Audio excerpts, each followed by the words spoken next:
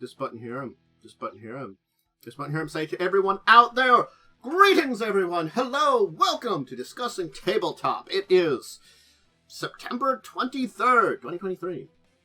Hope you're having a great Saturday, honestly. Mine ended up being very busy. How has yours gone, Worm? Fine. I mean, Saturdays are usually very long for me, so... I just ended up having to do some extra things that came in, and my schedule just got kind of shot. Not that I didn't already wake up a little late, and also was like, I'm gonna wait a little bit because I'm feeling a little bit off, and I'm like, I'm feeling better. I guess I better get ready for streaming. Nope, everything you need to do, you gotta do it now. Congratulations, you waited too long. That was my morning. See. So... it's not a Saturday without something going on. Yeah. Anyway. Saturdays I basically stream, go for a walk, then join you.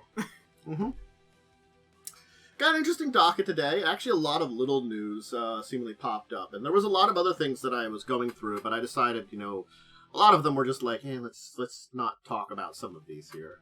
As I kind of usually do, I try to come up with the most interesting set of topics to speak about, so I hope everybody out there enjoys. So, to begin with, we've known for a bit now that Paizo's basically doing they're not pulling a Wizards, they're pulling something that's like a revision more in organizing their rules. But because they're basically streamlining things a little bit, they're talking to us about a bunch of magic and what's how they're reorganizing the wizard and stuff like that. So we're getting an idea about how things are going to be kind of like Is that supposed to say shows off wizards? Shows of wizards. It should be off, but it's of now. I'm going to stick it with of. Shows of Wizards. Sure. That is a typo that I have done. My brain was trying to figure out what that meant. And I finally figured it out after you described it a bit. It means I had a typo. Yeah. So, the thing is, we're getting the new versions of the core books released in November. So it's not very far away. And this wasn't one that they're getting a huge playtest on. They're just being like, hey, yeah, we've done some stuff. Here's the improvements that we've done. And they're talking about it. That's the good thing that we're getting a lot of updates on this. There was also, if you want to check it out, a big thing where they've reworked the way they do some spells and stuff. They talk about that. It's all about taking what they set up, and rather than updating it per se, you get the feeling of it. It's to simplify it. No, maybe not simplify. Organize it in a better way. I guess that's what you can say.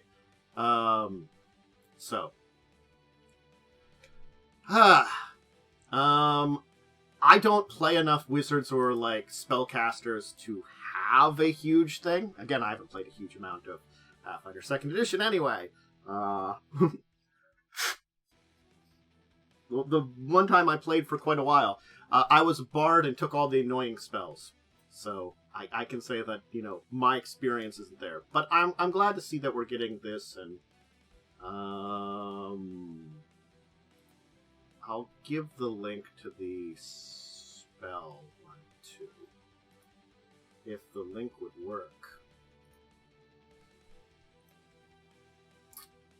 Apparently it doesn't. Paizo's website broke for me for a second. Let me refresh.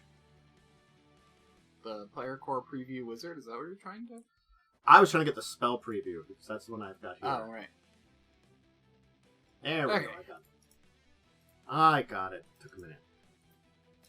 Just to give an idea of they are showing us what they're updating, in a way, and it should give you an idea of how comparing it, stuff like that. Things like moving away from OGL content, They're removing redundancies in traits. There was a lot of exceptions and things in how they worked.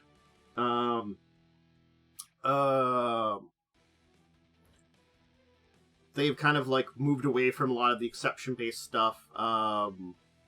And they have a little bit more freedom in defining kind of things with class spells and stuff like that. So it's just overall kind of like improvements and refocusing and fixing stuff. And I guess seeing the spellcasting stuff is the really good example of when they're improving it. So if you want to see the wizard and core spell previews and compare it to the stuff they're working on, it's, again, just making it, I guess, in a way, more streamlined. So hopefully it will be better. Yeah, I mean, this kind of looks like, okay, so I'm just like, there's a lot of information here, and I'm like trying to absorb it as fast as possible. But yeah, so it seems like they're changing some, a little bit of spells, as you mentioned. Cantrips. I'm trying to figure out what's going on with cantrips, because, damage dice rather than adding an attribute. Oh, okay, so they don't add attributes anymore.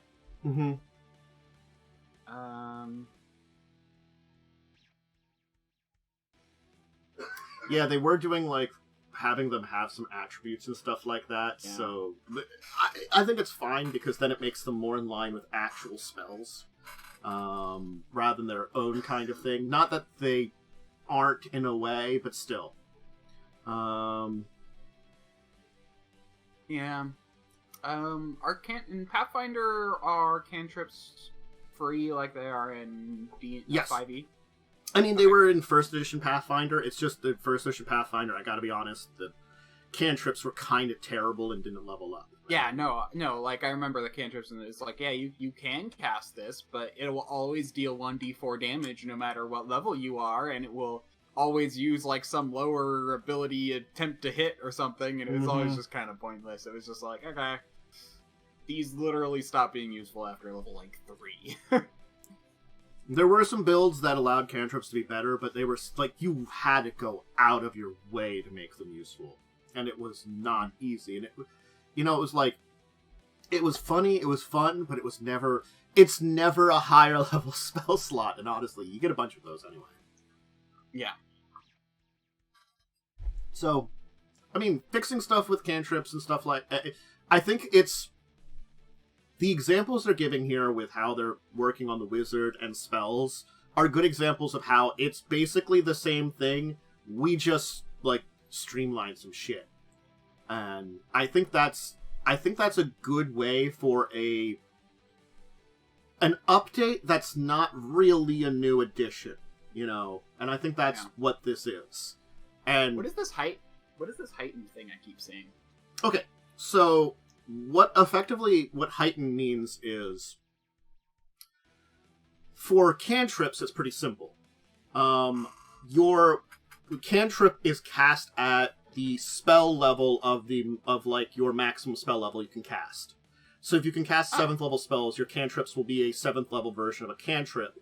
And you can use the math of, like, heighten, so it's like, if it's a 7th level cantrip for, like, the Caustic Blast, for every 2 levels beyond first, it adds a d8. So, okay. Yeah, it does more damage. And okay, so that's the highest level spell level you can cast. Yeah, like read or but the thing is, that's how it works for cantrips. For normal spells, you know a version of a spell at the level you know it at. You can learn higher level versions of spells that are then use the heighten statistic. And most classes, though, allow you to choose one spell per level that you can automatically heighten to any level. So sort of like you choose your, like, my signature spell is, Magic Missile. I can cast Magic Missile at any level. Otherwise, if someone else doesn't have that, that means they have to know a 1st level Magic Missile and, like, a 5th level Magic Missile. They'd be different spells. And they'd have to have each prepared if they wanted to cast it at 2 different levels? Yes. But then the heightening bonus comes in, Yeah. Again, there's also, like, I think certain spells get, like, feats and abilities that give you more free spells that can heighten, but... And then there's, like, wizards who just are like, fuck you, I could just do that. I can learn those spells anyway by, like, some research and put them in my book, so, Yeah. It more makes differences for things like sorcerers and other spellcasters. But anyway. So, that's a little update for Paizo. We're, again, it's only a couple, like, a month and a half, maybe, or month and a half to 2 months now out from getting these updated books. So keep it in mind for people out there.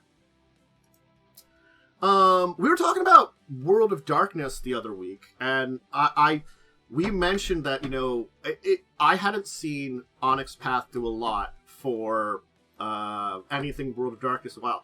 And of course, they proved me that they're still working on it with a new book for Mage the Ascension 20th Anniversary. Lore of the Traditions.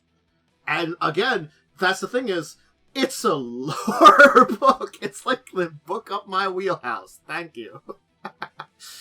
I guess we're probably, I don't know if we're gonna see a lot of them doing vampire or werewolf stuff, since now those are the two that they're printing. But like, and same with like Hunter and things like those. The ones that are being printed through Renegade and stuff, we're probably not going to see those. But all the other ones that maybe are less popular, we're still going to see, Onyx Path do their thing and give us a couple of things here and there that helps out.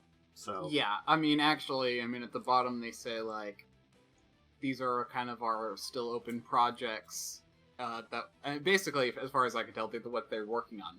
And, literally, 2 of them are World of Darkness. The rest are Scion, Trinity, and Exalted. Mm-hmm.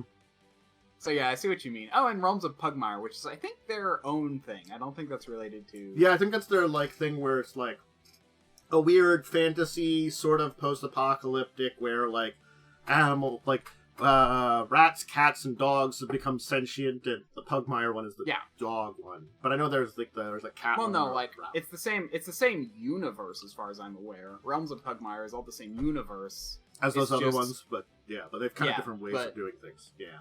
Yeah, the idea, though, is that, like, the animals, like, humans have been long dead, it's far in the future, and there's animals now that are, like, sentient. Mm-hmm. Yeah.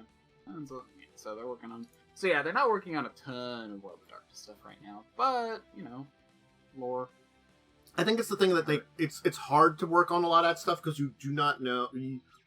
They're working on stuff, and they can start working on stuff, but I guess it's sort of like, they walk away from anything that, Renegade or others are publishing, because they're the big company doing the big things, and I don't know. I guess they've got a lot to publish, so they don't really care too much. They're still doing a lot of work, but I do feel like, I always felt like it was a little, like, disrespectful the way that, like, the Vampire 5 was thrown to a bunch of other people, and, like, it's like, and honestly, I feel it's not as good. They moved away from Onyx Path and it's not as good. I don't know.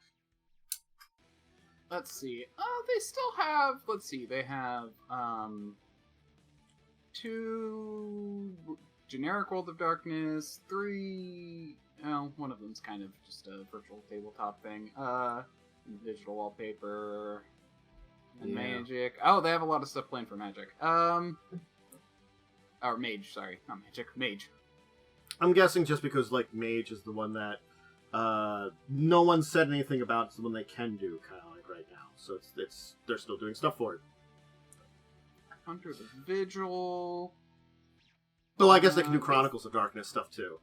Yeah, they are. Yeah. Chronicles of Darkness. They're doing Changeling the Lost. They have something in the works. Hunter the Vigil. Deviant, which, as far as I'm aware, is unique too. Wow, yeah, they are not doing a lot of Chronicles of Darkness stuff right now. Or again, Darkness stuff. I think the Trinity... Mage the Ascension. So Trinity was so successful, and it's like one of those brands that was out there, and, them having more success on it is great. Mm-hmm. Look, I played one of the Trinity games. I didn't have a lot of experience with, like, the old edition of it. I didn't have a lot of experience with the other Trinity games. I knew they existed, but, like, even when I played them, they were like the second fiddle. It was like I played Aberrant, which is the superhero one, and it still was super. It's like second fiddle to something like Mutants and Masterminds if you wanted to play a superhero game. That was always honestly more popular. Yeah, from the looks of their list, they literally have about 60% of their upcoming releases, maybe even 70 is Trinity. It's just the way that it is kind of shaped out at this point in time. So, but you know, if you want to see, there's still a lore book now. If you're a fan of it like me, you may want to check it out. And you know, they're still doing stuff for M20. So, yep. I have my complaints about Mage, but I always do enjoy Mage. My complaints are for trying to run that thing. But as a player, I suspect they'll dig into World of Darkness again once they've stopped making it for other things. I think they just don't want to compete. Yeah, I think that's the thing is they don't want to be a competition because that helps them keep their side of the license, so to say. You know, they can keep doing stuff, but as long as Renegade's doing something or decides to do something, they're going to take a step away from it. So maybe Renegade will do Mage in the future. I don't know what the hell that would look like. It feels outside their purview of like their rules set at this point in time, but whatever. Maybe they will, maybe they won't. Who knows? They went for the. I feel like all the ones that they've gone for are the ones that also have this line of honestly combat to them. As much as Vampire isn't necessarily a combat game, it does come up in it. Werewolf's a heavy combat game. Hunter's a heavy combat game. Yeah, their combat. I mean, I'd say their combat is functional. It's a very deadly system, but it's functional. Yeah, so that's at least good. Yeah. Anyway, we have a few more things to discuss. We have an upcoming within 5 days Kickstarter, so I can talk about this. So it's coming out soon. But I want to talk about it because we talked about I thought we talked about the original game when it came out, the Deep Rock Galactic board game, which is based on the video game. They're putting out a couple more expansions, so I'm guessing they were. Honestly, I thought they would have probably been. They were successful. I remember seeing it, but like having some stuff which expands like more biomes and more ways of gameplay and stuff that feels more in line with the video game itself. I think that's great. More expansions, cool. We're getting more stuff, you know. I'm curious as to test out the original game. I like Deep Rock Galactic. I never got into testing out the board game as of yet. I haven't done a lot of board games, but hey, you know, making it more like our dwarven mining game of fun is a good thing. Yeah. The board game, has a lot of miniatures. Oh my gosh, they do like you can paint them yourself miniatures, which is neat, but I don't have the patience for that. I don't either. I'm usually okay with having those miniatures just unpainted because they still look cool. You know, yeah. A painted mini's neat. You don't need it unless you want to take care of it yourself or buy it painted. Honestly, yeah, it's just a lot, and like half the time it's like, I mean, let's be real. The Kings of Painted Miniatures is Warhammer 40k. And those are like, let's pay like $70 for a figurine that you still have to paint yourself. You know? Mm-hmm. But, you know. So, we don't normally talk about the Pokemon trading card game here very much. Just because, honestly, at this point in time, it's outside my wheelhouse. You know, it's sort of like stuff happens with that, stuff happens with other TCGs. And, again, Pokemon is pretty popular. But I feel like Pokemon is much more popular as a collector's item than a game piece, and that's why I focus on something like Magic a lot of times. Yeah, and I always felt like the Pokemon game just was never very fun. The Pokemon card game. Fine. It was fine. I remember it was just kind of weird how you basically had to, like, in my opinion, evolve your creatures in the middle of battle, and like you had to like get them in the right order, and it just was like. And I think very early on there wasn't a lot of like ways to manipulate the deck, so that became hard. Mm-hmm.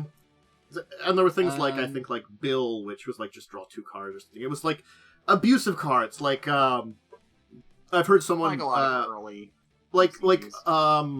if you know anything about Yu-Gi-Oh, which I mostly know from occasionally watching on Saturday mornings, is Pot of Greed allows you to draw cards. It's like restricted or banned or something, you know? Yeah, it allows you to draw cards. Yeah. So like that's a thing that happened. They like evolved the games there. It's both these games evolved a lot. They're still around. They're still big. But this is an interesting story about it, so I wanted to talk about it. And they're coming. It's a classic version is coming to them. It's a premium collection of playable decks accessories that they're coming out with. They're kind of bringing in some older cards, but they're also including some of like the older versions of cards with like kind of new versions of stuff they do. They're kind of like doing a little bit of that new and old mixture. So it probably feels a lot more like the classic game was, what the original Pokemon trading card game was, but with like, you know, a few updated things to match, you know, what's going on. So coming out next year, it's going to be $400. So it's going to be expensive. It is a premium product. That's for sure. But it is supposed to include a game board, a toolbox, intuitive counters, markers, sleeves and dex boxes, and how many 60-card decks?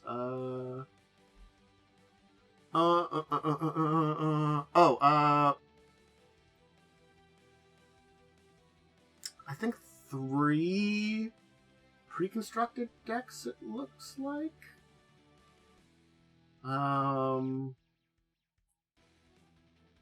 One's based on the Kanto starters. I don't know how many there actually are the sets. I'm trying to look up in the article that I saw and their article note page. I'm trying to figure this out too. Product page. There's your product page. Yeah.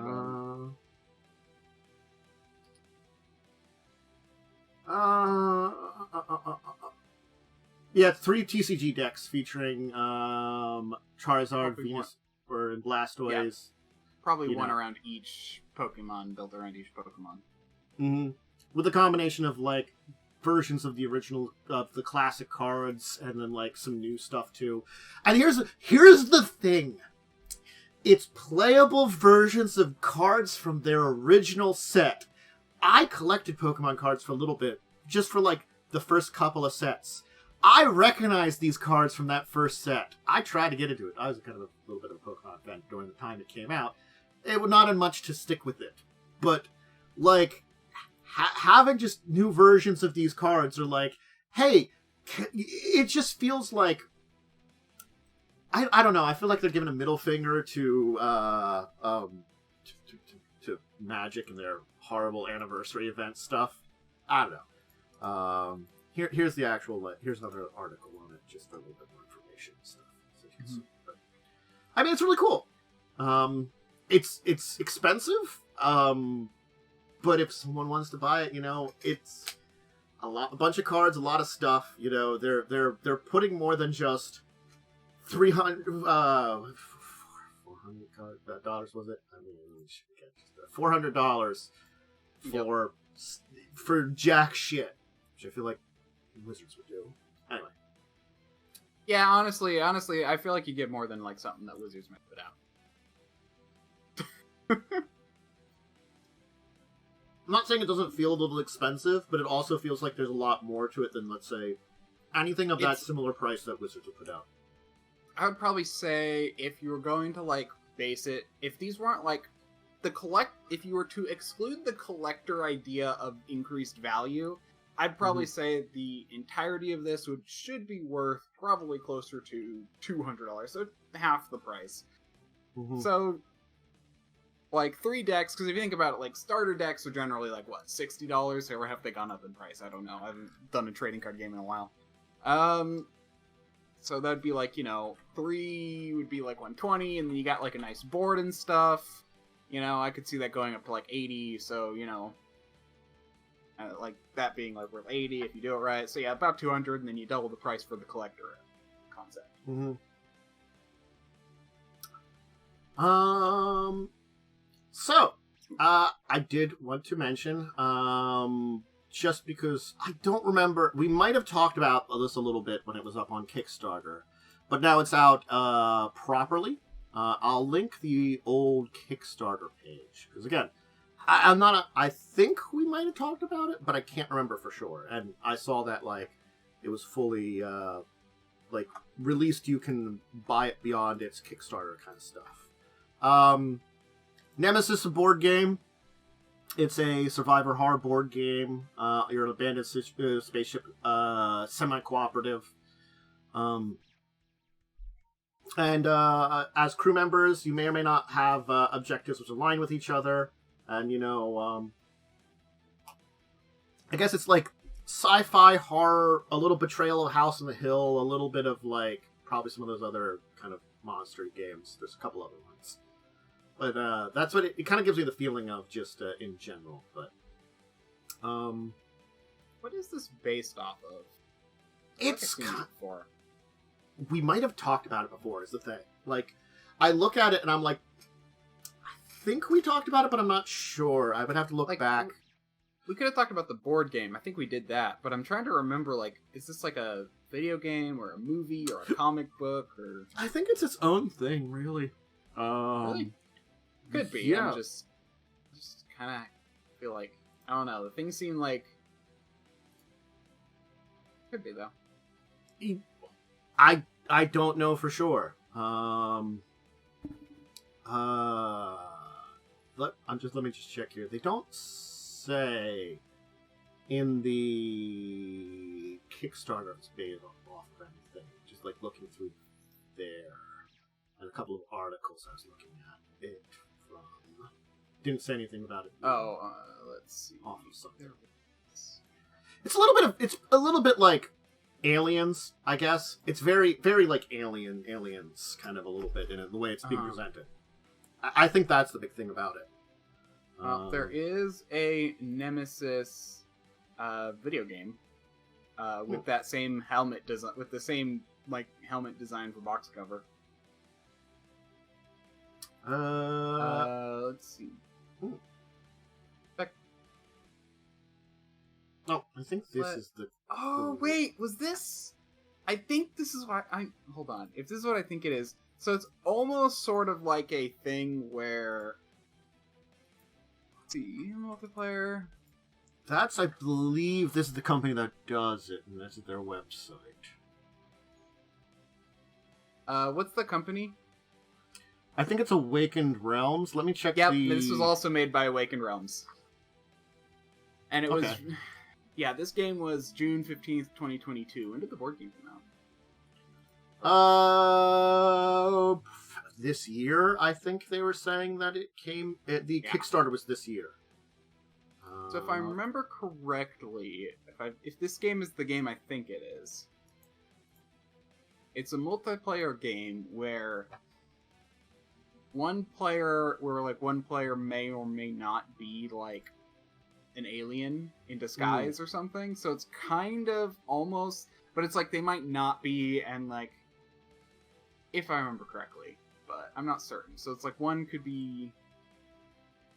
Oh, no, never mind. Oh, it was live in 2020.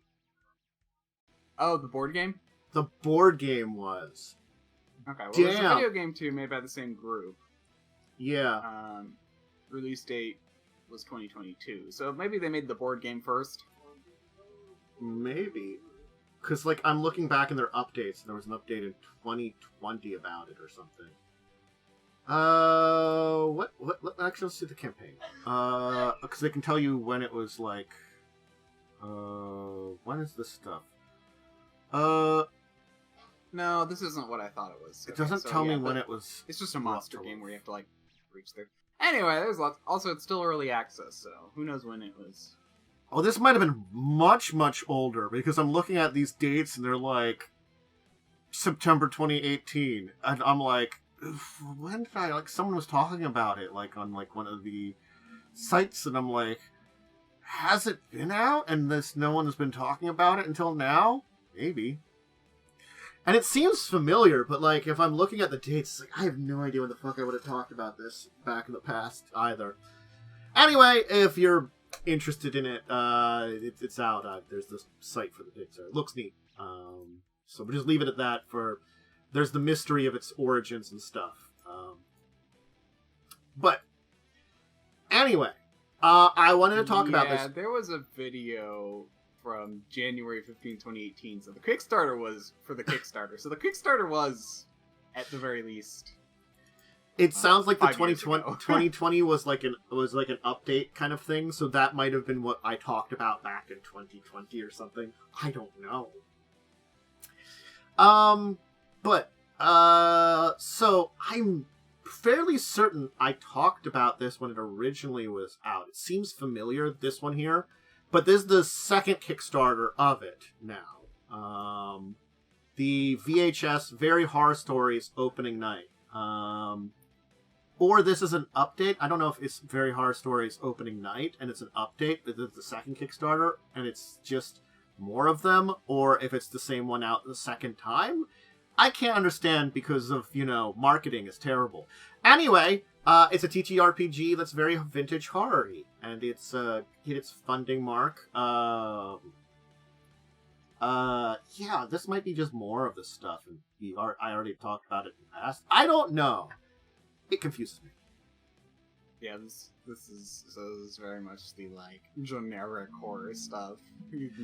Totally tells you things, which is fun. I like it. Yeah, it's fun stuff. It's very 80s, 90s, video store kind of horror, and that's fine. They have a downloadable quick start that's there. So if you're interested in it, definitely could check it out. And yes.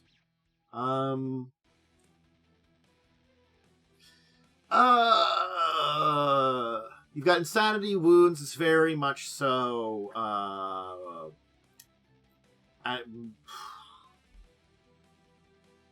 Cthulhu-y with that kind of thing, with having both of those stats.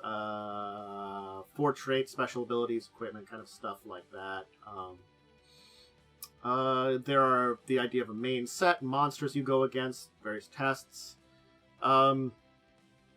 It's supposed to be kind of very one-off RPG kind of adventures. So you'd have one session kind of things where you have a film that you're playing with your characters. I'm guessing you could probably have sequels for more adventures, but probably it's the idea that you could very easily just have it one-off or have a series of adventures or something for a number of sequels. It is very filmy. This is a board game? It's a TTRPG, but it's got it. Okay, so I just want to make sure something else I saw was the same thing. Okay. It is very board gamey a little bit, but I guess it's because there's it is little maps and stuff. Because again, it's you're supposed to be running away from the monster in a thing, so you kind of need the stuff. Yeah, it's not it's not supposed to be something like it's a simpler RPG. No, mechanically, I'm not saying simpler. It's simpler in the fact that it is really made for you will have an adventure in one session. Whether or not you connect to another one is just completely optional. It's not something you're not having epic campaigns. You're having a session kind of things. Yeah, those are very much built for one shots or short campaigns, depending on how long your players take to do things. Yeah. Actually, is there a GM required, or is it? I'm guessing there's probably a GM required. I'm not 100% sure. They do say there's a single player mode. Okay, so it could be there are probably ways to script the monsters. Yeah.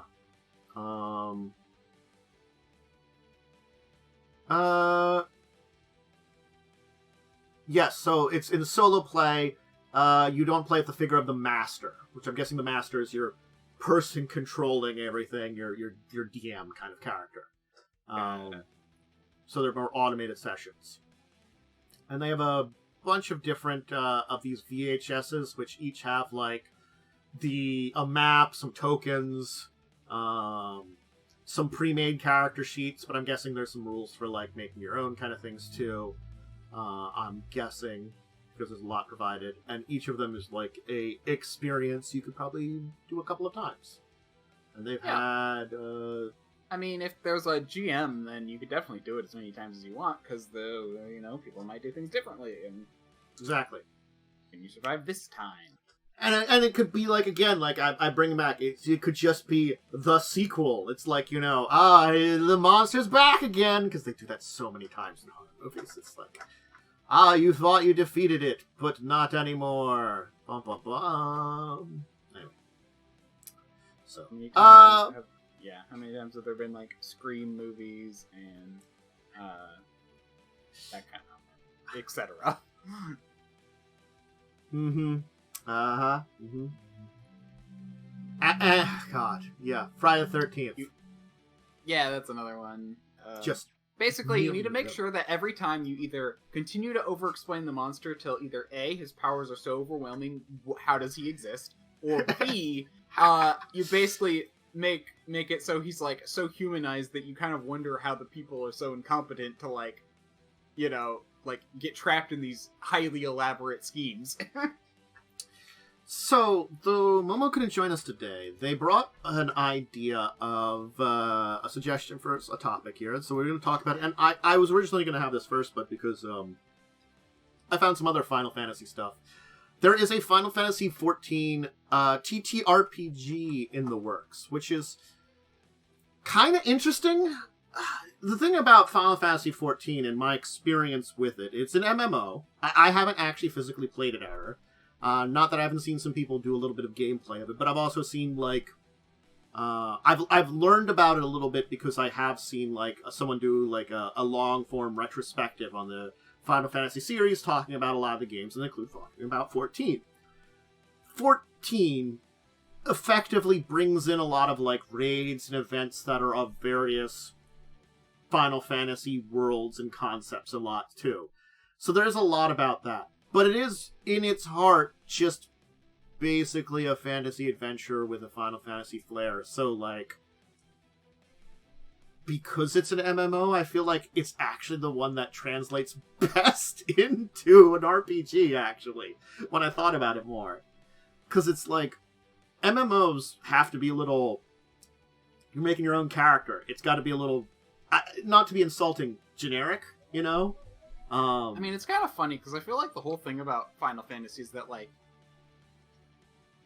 I'm not sure. I've not played enough of them to know for certain, but I feel like, basically, each one is basically a completely different story and setting, but they use a lot of the same IP and monsters and, like... Not characters, but, like, creatures. So, like, Moogles and Chocobos, and like, those things always reappear, and...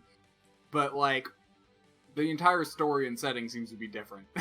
Yeah, that's the best way to say it. It's like a lot of similar concepts, but very different worlds. And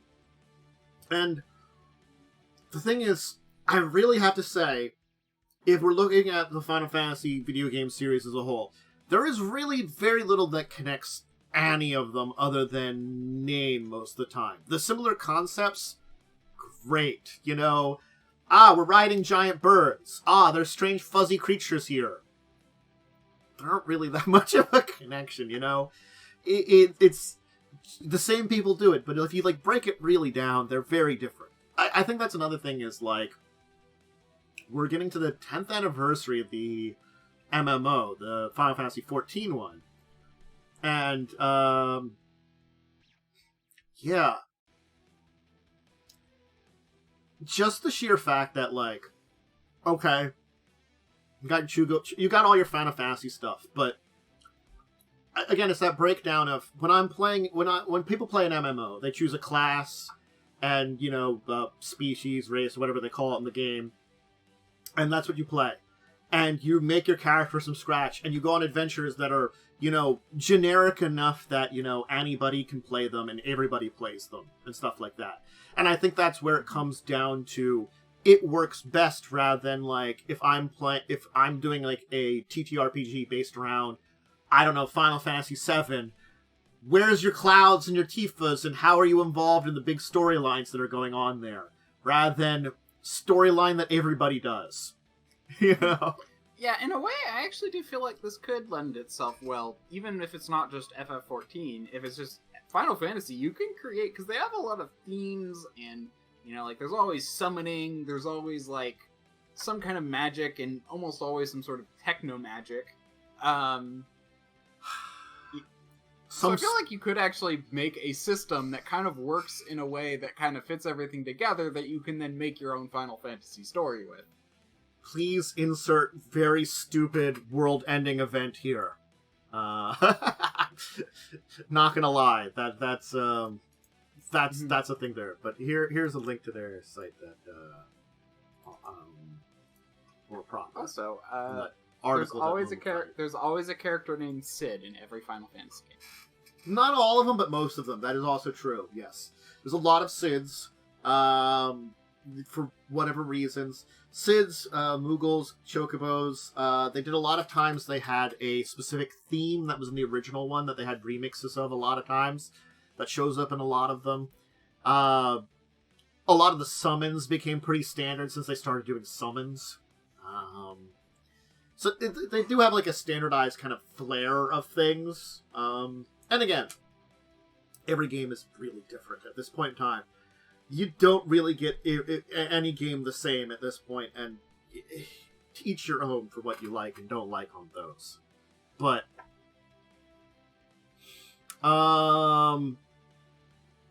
anyway, yeah, I do feel like it is only, that Sid is only not in Final Fantasy 1. That's the only one he's not in.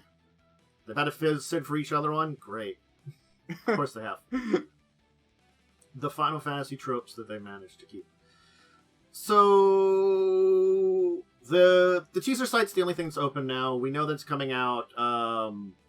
It looks like short in the future, some point. They don't have an exact date. I don't see. Yeah, as far as I'm aware, it's just we're working on this. Mm-hmm. Be aware. Again, like, I don't know if this can compete with something like Dungeons and Dragons necessarily, but it could become big because Final Fantasy XIV is very popular. You know, yeah. It has maintained a big popularity, and it fills the same kind of niche, but it also does what you're saying there. Like, it is basically got a little bit of that sci fantasy a lot of times in there that, honestly, something like Pathfinder can capture a little bit, but Pathfinder hasn't had, like, name brand. It's building its own brand. While if we're saying, like, oh, it's based on Final Fantasy XIV, you can play all those classes in your own version of the fantasy world. Up there's, like, an airship over there. Neat. Well, D&D's like, I got airships too. Do you ever use them in anything? No. That's an actual fact. There are airships in D&D. There's a country that does them, but no, they never show up anywhere. Ever. In any lore. They ignore them. They go back to the Sword Coast. Anyway, I guess we'll have to see more. And honestly, at some point in time, when we get another update, I would love we talk about it when Momo's around, because I believe they've played Final Fantasy XIV. I never got into the MMO ones because I'm not a big MMO person. Just saying. Two more topics today to handle. Yep. It's busy topic day. I don't know what kind of system. I was trying to find out what kind of system it'd be, but I couldn't figure it out. Like a D20 or I think it'll be based around D6s, because the starter set that they're advertising shows a whole bunch of D6s. But there's also D20s, so it might be like a D20 D6 mix system? I don't know. There are systems that do a lot of things like that, so it'll be interesting to see. But yeah, I'd be curious what kind of system it uses too. Hey, speaking of Final Fantasy, they've got a board game based on the remake of Final Fantasy VII, Materia Hunter, where it is a competitive game that's either 2 players for 1v1 or 4 players 2v2. it's a board game. It's coming out in April. They're previewing it now. Honestly speaking, it's interesting, but again, like, does it need to be Final Fantasy VII Remake? I think it's going to be kind of a besides that's what they're using, that kind of pictures for the cards. But it looks like it's going to be more of a card-based board game. Yeah, it definitely looks like that. They're showing off like a lot of cards and tokens. It looks like it's got 20 character cards, 80 materia cards, 5 types of each, 16 total, medals, materia tiles, and sheets. So it's like, it's the very loosely, we have some like tiles or something down, so it makes this board game not a card game kind of thing. It technically has a board. I've definitely seen plenty of board games like this that they're barely a board game. Yep. But oh well. For barely a board game being $45, that might be licensing money. That might be up there because of licensing. I don't know.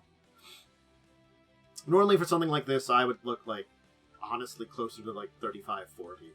But it's not too much out there, so honestly, maybe we'll talk about this one again at some point in time. We know very little about it other than they're on pre-orders for it, and hey, when I saw this one and we talked about the other Final Fantasy, I thought to shout it out anyway. I said to myself, why not? So Free League Press and Modifius combined together to bring us Pirates. Yar! It be Pirate Borg.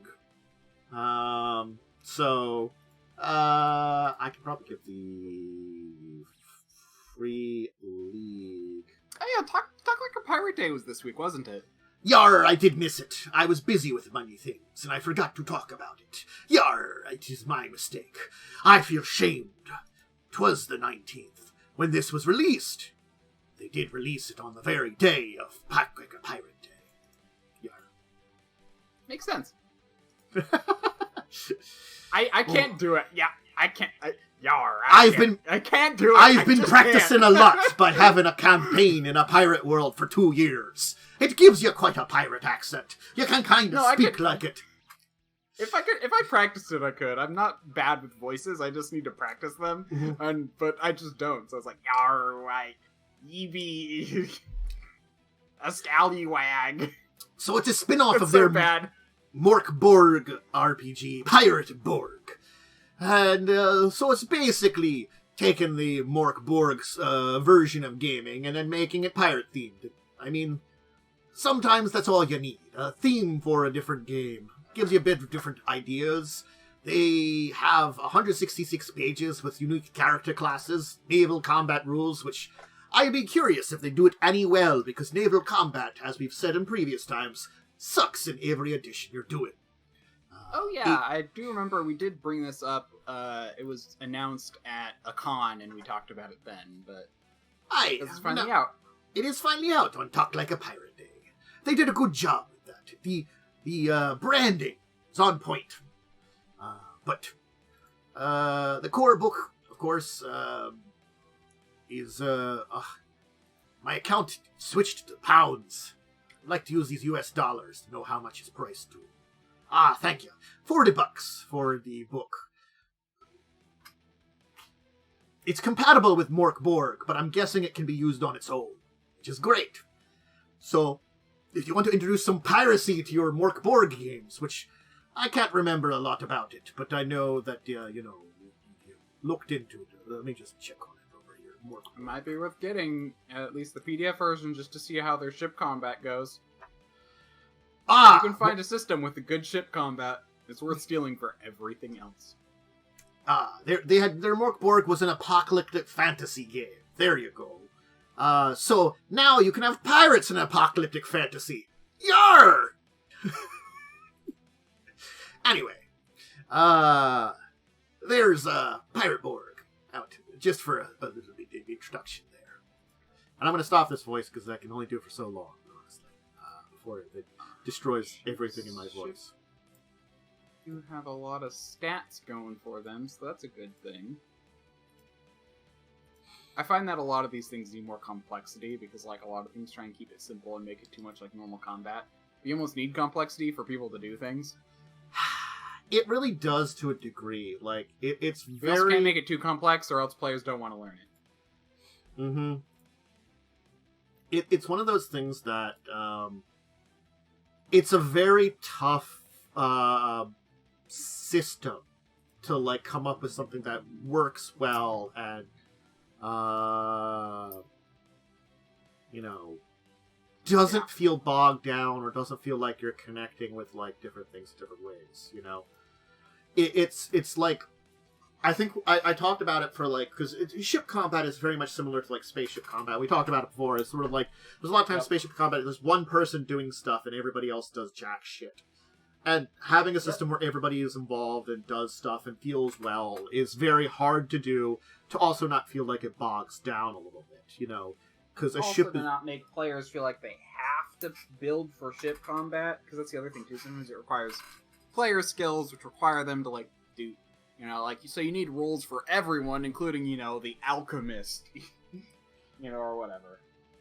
It's a lot. It's a lot. It's difficult, and I can respect an attempt to do it. And I'm just interested. I am interested in how they did it in the book. That is a good point. That it might be worth checking out just to see how they did it. Not that I'm going to be using ship combat anytime soon, because I'll talk about it when we get to our week in tabletop. But there are things to talk about a little bit there that we got surprised by.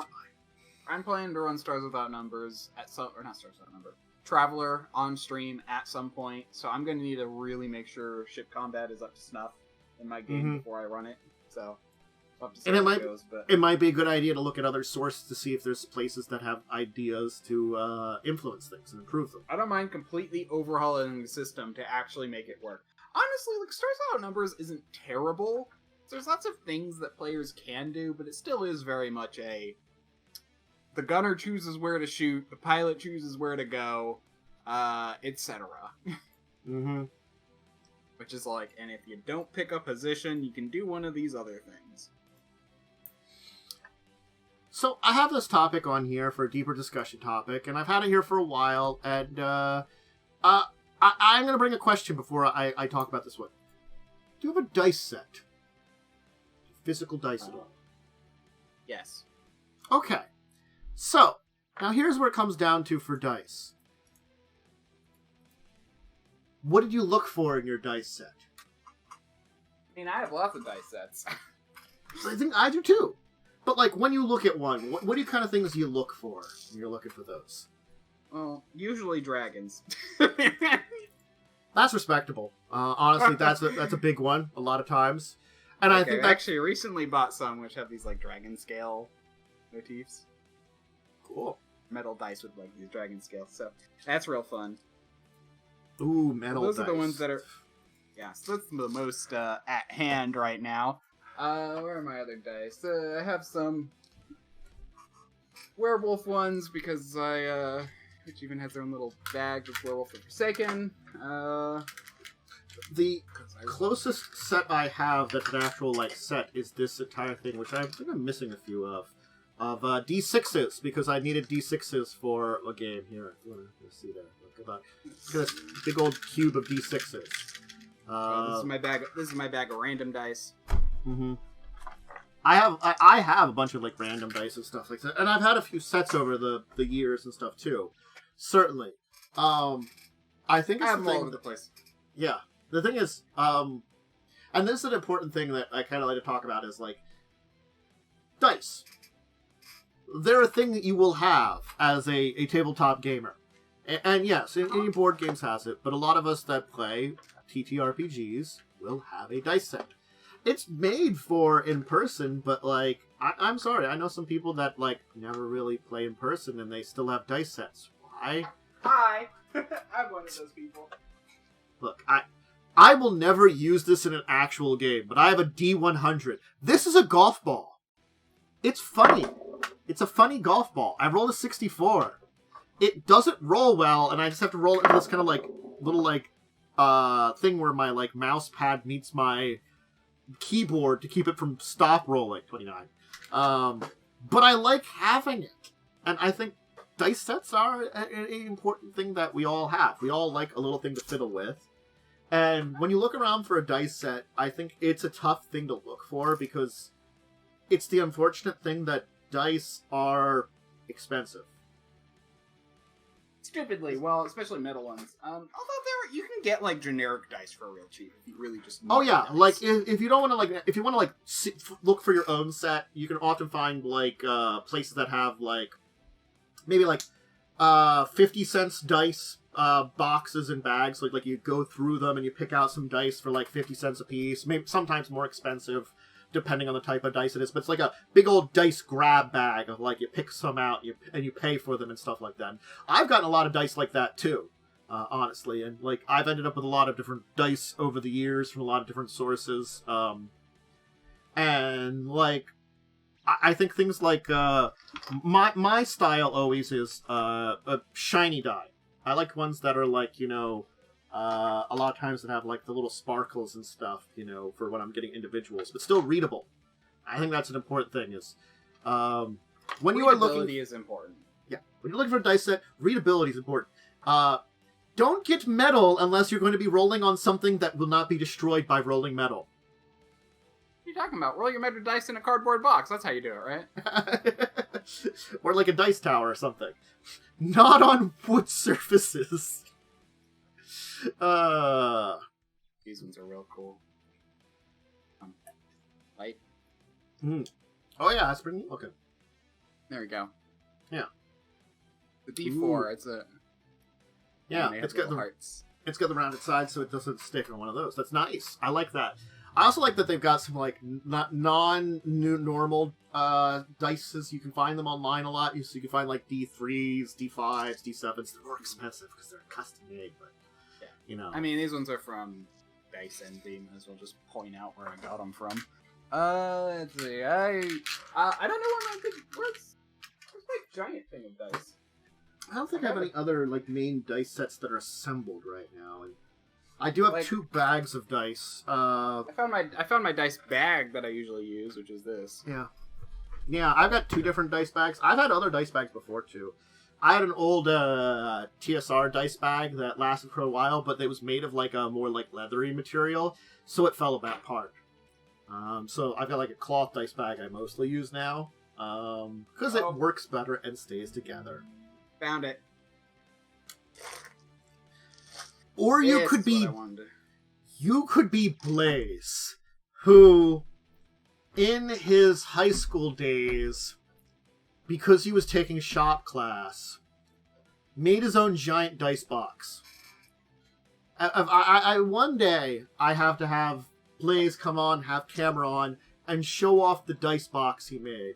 Because it's like a giant dice box, like, you know, like book sized, like it would like this size, like maybe like most of this size dice box. It's pretty impressive, and he worked at a place that he was able to get D6s for very cheap. That they were for like more like poker games or craps or something. So we got a bajillion D6s. Dice are like this integral part that like you want to find a set that represents you, but don't like if you don't want to, you don't have to spend a lot of money. Like honestly speaking, like things like these dice here, like this one here that I've got, which is pretty readable. It's a pretty nice little die. This doesn't come as part of a set. This is like just an individual one I picked up for again that like 50 cents to $1 price range, and it works perfectly fine. It's a really nice D6. And, like, you know, honestly speaking, you also don't have to get all the die. Like, if you're going to play with something like D&D, I'd recommend the standard ones, the D4, D6, D8, D10, D12, D20. I don't have a D12 over here. Do I? I do. It's going to be pushed around. Oh, I got another D8. 2 D8s? Man. I can't find my D20. Or my D12. Oh, there's my D... I found 2 D... Oh, there it is. Finding all my dice that I've got here. Here's my D12 and stuff. I found all the dice that I had set up here. because I got a bunch of dice together to like roll for the thing that I've got the rolled die. But yeah, like might even need like a D12, like a D4, D6, D8, D10, D20. You know, 5 dice will do you.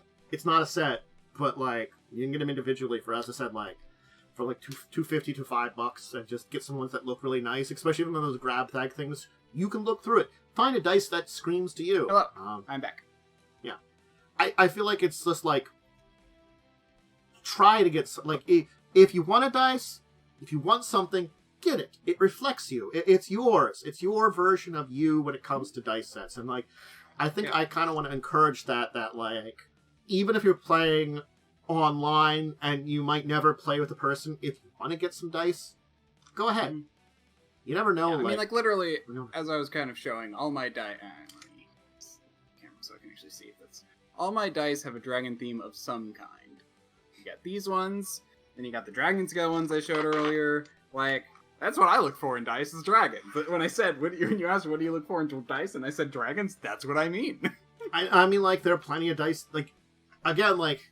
I would have loved to have Blaze on, because this is the conversation to bring out his entire thing of ridiculous amounts of dice and various weird dice that he's assembled. Like he has like a huge thing of just generic white D6s that you'd find like board games and stuff.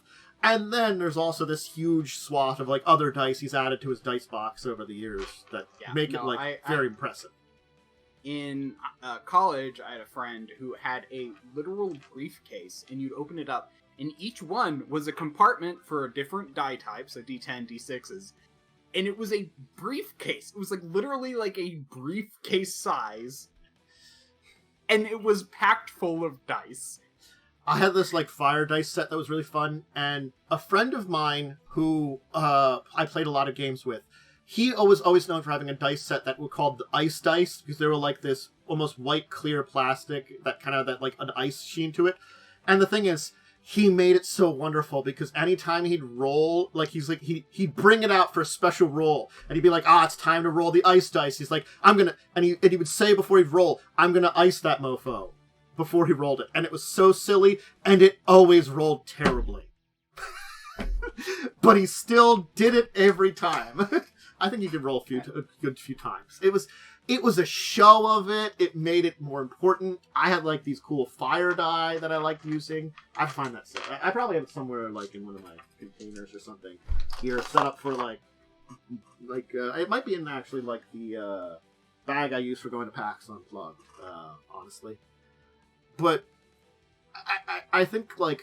It is a component of us as people that play tabletop to have dice and these dice sets and stuff like that, especially, again, as those of us that get into TTRPGs. Get some. I encourage people just to find some dice. Go to, like, a place you can go to it. There are plenty of places. Order something online. Look for something. I was just about to say, buy something online. Like, there's so many dice stores. I mean, like, literally all my dice I've bought are, like, from specialty stores online, because that's the only way to get dragon dice.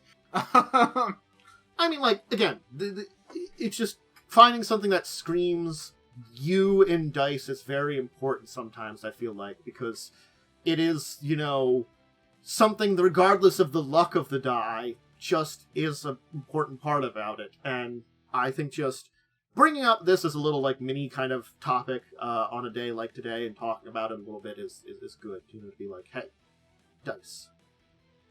Make sure. Then I can roll this D100. I just found more awesome dragon dice. Well, I'm buying 41! 41! What was Let's see. I actually would love to get a D100. I just...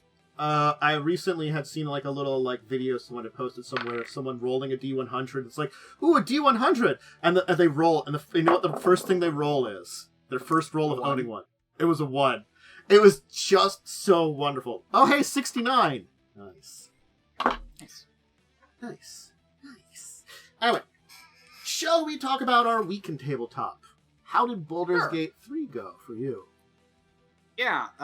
So. They fixed the bug that I was having. Oh, good. But it was a very... But now, so, apparently, in that scene, she was supposed to die. which means when I logged in today, she was just dead on the floor. So, and let me put it this way. I saved before that encounter. I quick saved before that encounter, being like, if this kills her, I don't want to. So, it didn't kill her, so I moved on. I didn't think anything of it till I realized it was bugged out, and now she's dead. And I'm like, well, I'm stuck with that choice where I killed her. I guess if there's, console commands, you could probably try to fix it, but still. Not worth it. At this point, I'll just do Lazelle's storyline a different playthrough. Mm-hmm. I guess that's the other good thing about it, is a game that's very good for multiple playthroughs in very different ways. Yep. So. Well, that seems both fun and neat. Yeah. Anything else tabletop related that you did this week? I also ran into another bug today. Ooh. While playing today. Thankfully, it was right at the end of my stream, but I had to get going so I can make this on time. But I'm probably going to still have to just load up an old save. Thankfully, it was the result of a fight that I didn't mean to start, so I might as well just load back the save and not start it. Generally I have the idea, I start this fight, I'll finish it. But there's kind of this thing where I'm like, it ended in a bug, I didn't mean to start it, it's not worth it, I might just go back. Mm-hmm. Okay. So anything else tabletop-y then this week, or? How's progress towards the game that you're working on? Yeah, so I am working on a Traveler game, and I do plan to run it online. The biggest hiccup I'm running into is just that I want to, have an easy way. I like maps. I also want everything to be done to death and overly analyzed, so I'm making a program to do all this for me. Probably the more annoying part is that something broke in my programming thing, and it's not recognizing, modules from other files. And that happened, Friday, so that's going to be fun to have to figure out later this week. Jeez. Yeah. So imagine, you split up your program into different files so to make it so one file isn't just this long file with everything in it. Yeah. But then you have to, access the other files, and for whatever reason, that's just not working. Oof. I don't know why. Good luck getting it working. Yeah. Yeah, that's one of those things where it's you have to actually, figure out what your computer path is and do stuff like that, which is not fun. So, this week I had Buccaneers, and it ended on such a note that we may have changed the course of the game in one session. Ooh, fun. Yeah. So, here's what happened. Most of the session was convincing a bunch of pirates to have, so they are convinced the pirates to basically vote out the old Hurricane King, the Council of Pirates. They're, getting rid of their leader, it's doesn't happen very often, it's something they can do, and they're like, okay, we have to have a vote and select a new leader from amongst us, and, the rules are, anybody that's a member of the Pirate Council can come forward and suggest someone. They can suggest themselves. They can suggest someone from anyone, basically, from the Shackles. Basically, hey, this guy over here, who's pretty famous, amongst us, he might not be a member of the council, but I think he'd be a pretty good Hurricane King for us, as long as you put up a good case. So, they did do things like they made sure someone that was going to be voted was removed from it by, talking to some people and making some deals. So it came down to there was 4 people that were talked about. The old Hurricane King, a guy that's been kind of an asshole to them that was going to elect themselves, their basically head ally, and then the person they elected, the member of them, yeah, cool. So these 4 people, and there was arguments made and votes, and I thought about this, and I'm not going to have this simple and to the point, is what I thought about for this vote. Depending on what they do and depending on their roles, I might alter some things. But my plan ended up being to have the vote basically tie between them and Tessa. Because canonically, Tessa becomes the Hurricane Queen. So I decided, mainly because Yakul's basically playing a version of a Dragonborn that effectively won't live very long. He's 20, he's middle-aged or something, is his claim, So he doesn't have a lot of years. So it was a vote to become and it was decided then by like some agreements that they'd both be, at least for now, in the position, especially because there is also a lot of instability, a lot of crazy things happening, so having 2 power bases might not be a bad idea. In the last 20 years, there have been like a dozen apocalyptic things that have happened that people know about. You know? So, people are like, shit's going on around here. Anyway, just look at every adventure path. They are canonical, all of them, in the storyline. And all of them, a lot of crazy shit happens. Anyway, afterwards, it starts out with Yakul basically threatening Tessa. And then going off on a tangent of basically, he wants to dominate the shackles through force and force his way. He basically went full overlord at the end there. And so the entire rest of the party is like, wow. And the thing is, it wasn't completely out of character because there was a little core of that overlord stuff and some of the things that Yakul had said over to Vale now. This was just almost like a boiling over of emotions and stuff that took it to an extreme. And it was really interesting because I don't know what they're going to do about him. And so now there's kind of like a honestly 3-way conflict because there's 2 people that are uniting together to get rid of Bone Fist, but then also like there's this entire thing of I don't think we can put this guy in charge that we voted in charge. So voted an asshole in charge. Yeah. He turned out that way all of a sudden. I guess it's all that pent up rage and stuff. He did at one point switch from fighter to barbarian. Anyway, so that happened. Then I had a Thursday game where I continued to know very little as my character and as me as the player about what really is going on. But apparently, like, you know, there's interdimensional people on Thursdays, and, like, we stole one of their ships and called it a day, and didn't crash it into a tower or a city and blow up some stuff. And we might have also inspired a revolution in this, like weird technological advanced city that is, like, at the... I think it's the South Pole. I actually don't know where we are on the map. It's basically a bunch of people that like hid away and learned technology, but are still like connected to the rest of the world. So yeah. And look at a lot of the rest of us as like, you know, primitives out in our like ways. And you know, some of them were like, go ahead and murder them, void people. We'll be fine. Ha ha ha, we made a deal with you. Ha ha ha, this won't backfire. Ha ha ha. We're like, it's gonna backfire. You should... The people that are reasonable notice this can backfire. Don't go along. Anyway, that seems to be what the sessions were. And I'm probably describing that terribly. But, again, I'm coming in, like, I guess, like, at least halfway into the adventure. So I'm still learning after 2 sessions what's going on. I need to go out and, like, find some, I need to go out and find a new group. I need to play more. Just opportunities, and like, you know, I know Joe's planning on starting his adventure at some point soon when he can. Yeah, part of me wants to talk to him about, like, because I remember he was like, oh, I need to find 6 people, and kind of want to, like, try and talk him out of that, because... Just get to the 5. Just get him to the 5. You know, I feel like that's the best way to do it, is just like, just stick to 5. 5's pretty good. Like, if you start with 5, if you can find a 6, you can always add them in or something like that.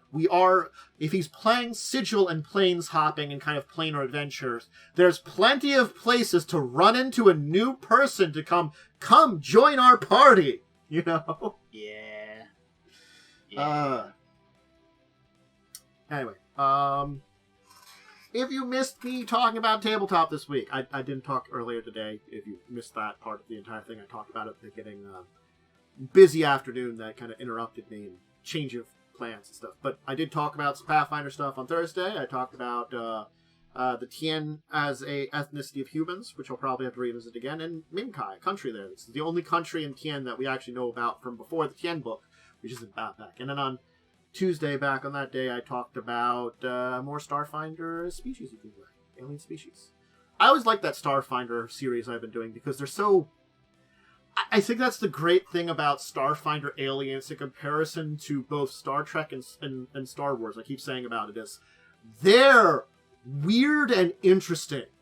And weird in the good way that they make them unusual, different, like vastly different on how they function and like do things. Like, you know, and I always think that's really cool and like it's something that we don't get with a lot of other sci-fi because it's honestly a lot of the other main sci-fi media series are meant to be connected to like ongoing properties of entertainment where you can only show so much in those because, you know, budgets. Mm-hmm. So,